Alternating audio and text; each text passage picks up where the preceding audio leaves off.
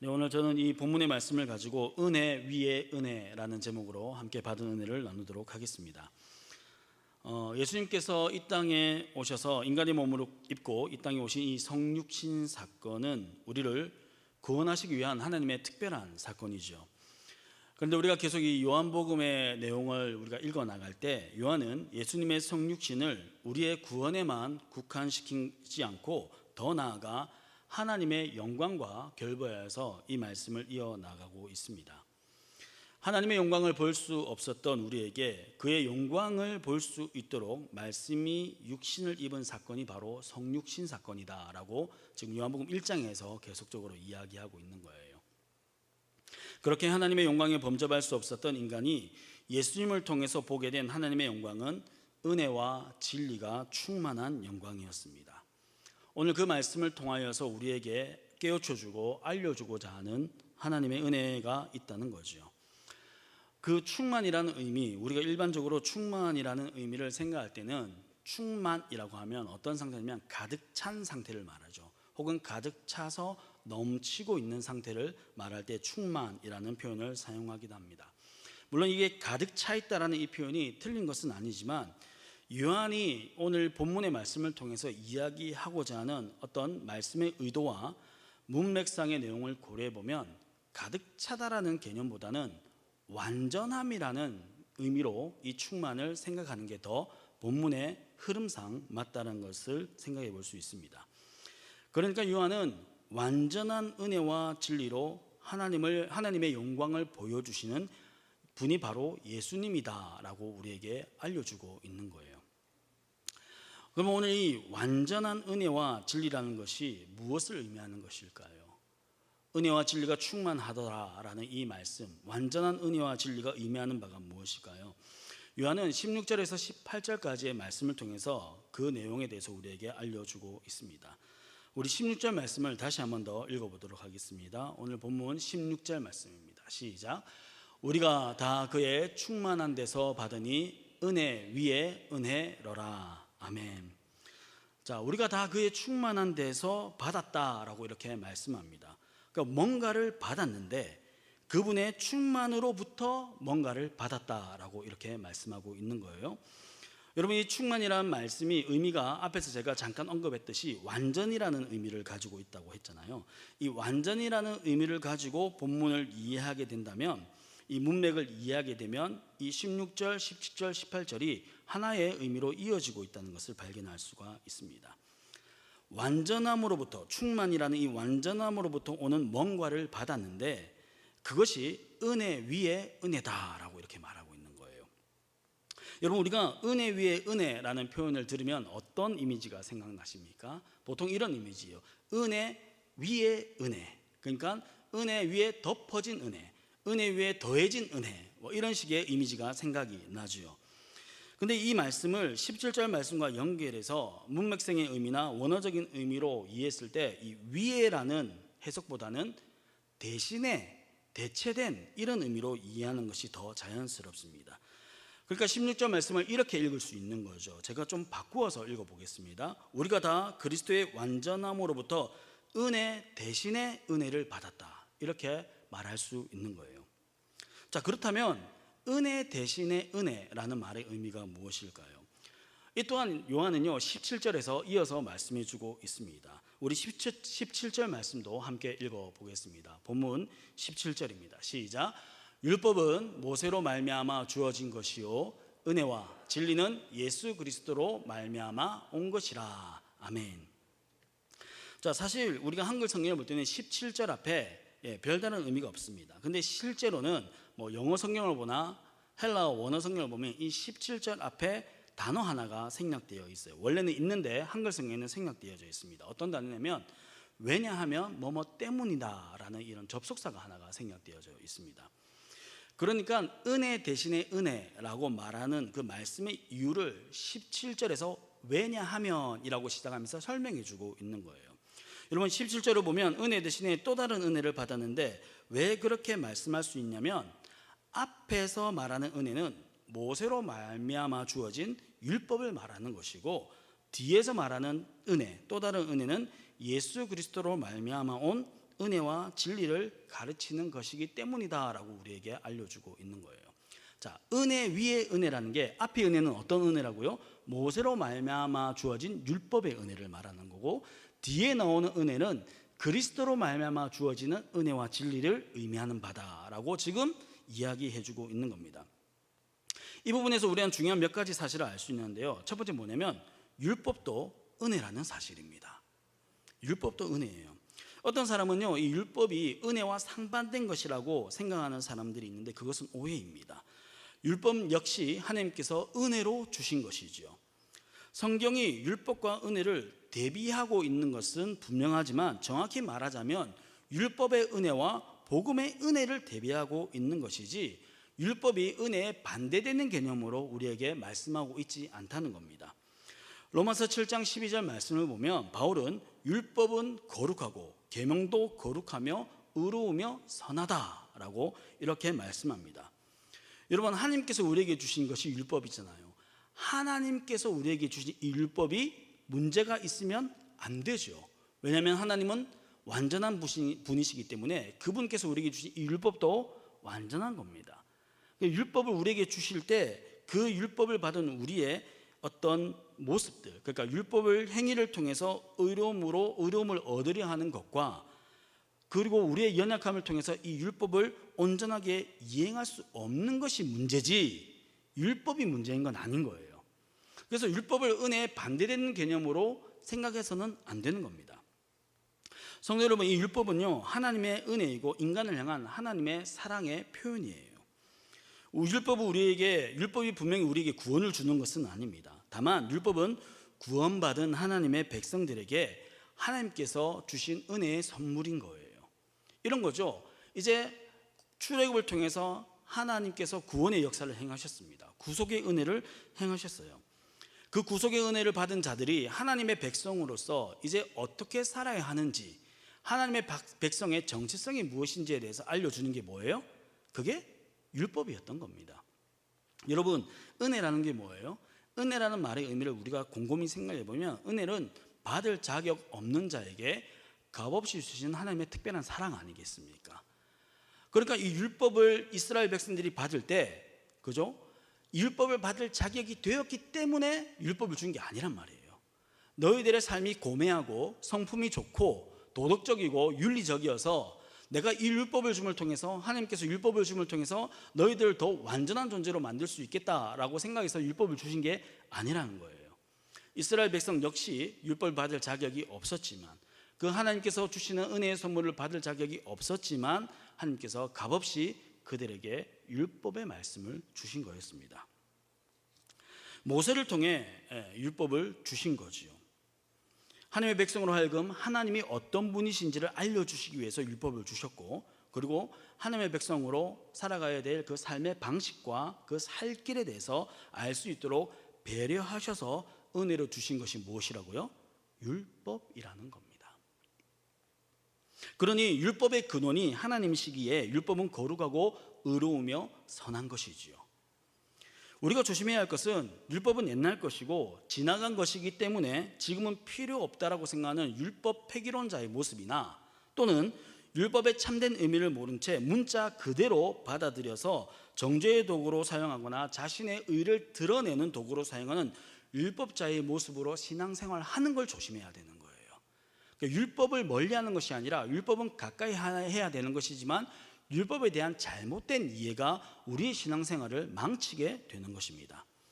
자, 이런 말씀을 드릴 때마다 저도 그렇고 우리 성도 여러분들도 그럴 거예요. 스스로 생각할 때 나는 율법 폐기론자도 아니고 율법주의자도 아니다라는 생각을 하실지 모르겠지만, 실제로는요, 우리 자신도 모르게 그런 모습들이 우리의 신앙생활 가운데 이렇게 가끔씩 나올 때가 있어요. 그죠? 율법과 은혜에 대해서 잘못 이해하거나, 혹은 우리가 율법주의자의 모습으로 서서 누군가를 정죄하거나 자신의 의를 드러내려고 하는 모습들이 종종 간혹 있다는 거죠. 간혹 있어야 됩니다. 이게 많으면 문제가 심각해지는 거예요. 근데 나도 모르게 그게 나올 때가 있단 말이죠. 내 의를 드러내려고 하는 거예요. 내가 말씀을 얼마나 많이 읽었고, 내가 봉사를 얼마나 많이 하고, 내가 얼마나 철저하게 하나님의 기준에 따라서 살아가는지에 대해서 본인에 대해서 철저하고 냉철한 거는 상관이 없어요. 근데 그것을 다른 사람에게도 동일하게 적용시키면서 너의 믿음은 지금 좋지 않다, 건강하지 않다라는 정죄를 할 때가 있다는 겁니다. 그런 모습이 바로 율법주의자들의 모습인 거예요. 여러분, 여전히 우리는 연약한 가운데 있습니다.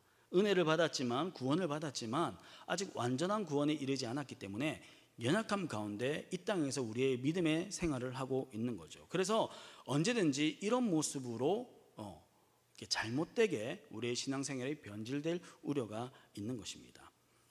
그 율법이 은혜라는 사실을 우리가 명심해야 되는 거예요. 그 율법이 은혜라는 사실을 잊어버릴 때 잘못된 모습으로 발현되어지기 때문입니다.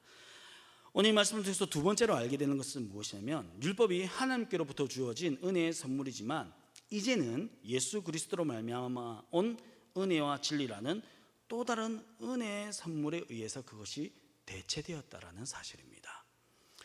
여러분, 일반적으로 구약과 신약을 얘기할 때 그림자와 실체다 이렇게 얘기합니다. 구약은 그림자고 신약은 그 그림자의 실체인 예수 그리스도가 오신 내용을 담고 있다 이렇게 얘기하죠. 여러분, 그림자와 실체로 이야기하는 게 문제가 있지는 않습니다. 맞습니다. 그런데 그렇다고 해서 그림자에 문제가 있는 것은 아니지요. 무슨 말인지 이해되십니까? 그림자와 실체가 있는데 그림자가 필요 없는 게 아니에요. 그림자가 문제가 있는 게 아닙니다. 그림자는 불확실하고 희미한 것뿐이지 실체로부터 나온 게 그림자예요. 실체가 없으면 그림자가 나옵니까? 안 나옵니까? 나올 수가 없거든요. 그러니까 그림자가 문제가 있는 게 아니라는 겁니다.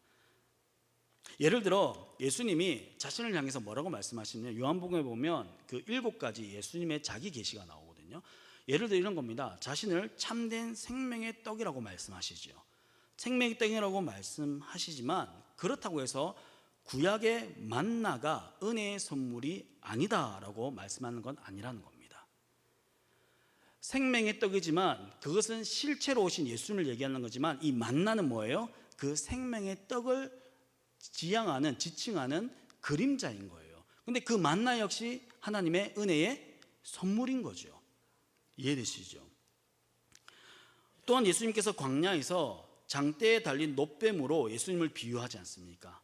모세가 장대에 달린 놋뱀을 통해서 불뱀에 불린 이스라엘 백성들을 치유하고 구원했던 것처럼 인자도 들려야 할 것이다 라고 하는 게 요한복음 3장에 나오죠.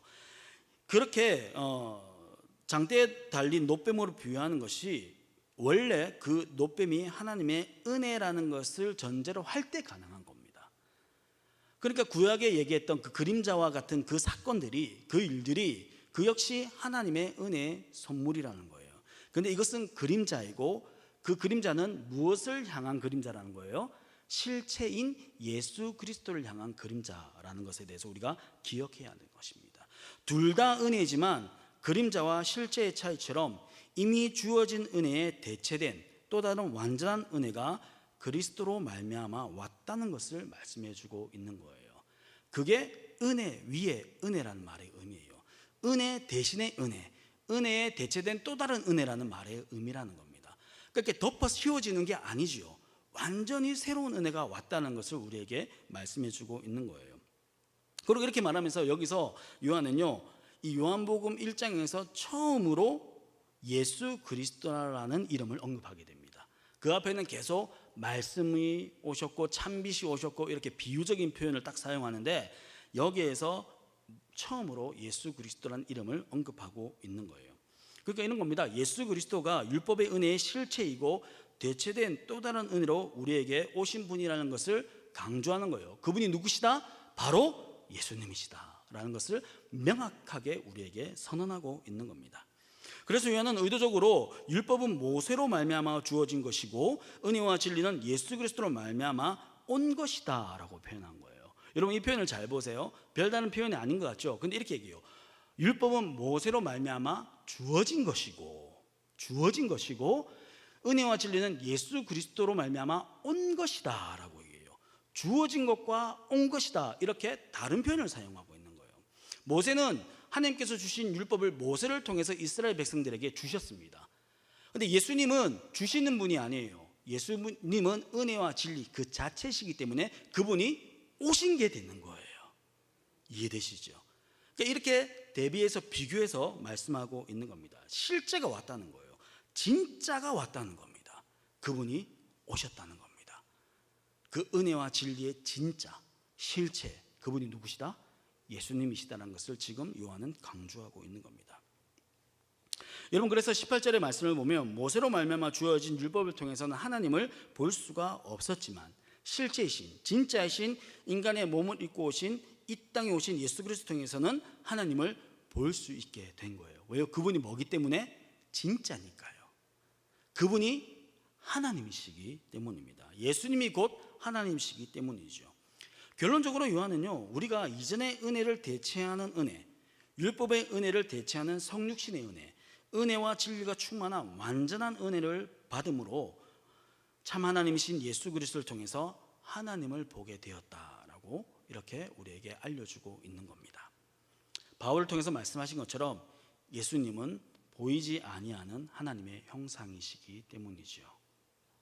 예수님을 본다는 것은요, 예수님을 만나는 것은 모세가 그렇게 간절히 바랬던 하나님의 영광을 나에게 보여주십시오 라고 얘기하잖아요. 모세가 간절히 바랬지만 요만큼도 제대로 보지 못했던 그것을 온전하게 보는 것을 의미하는 겁니다.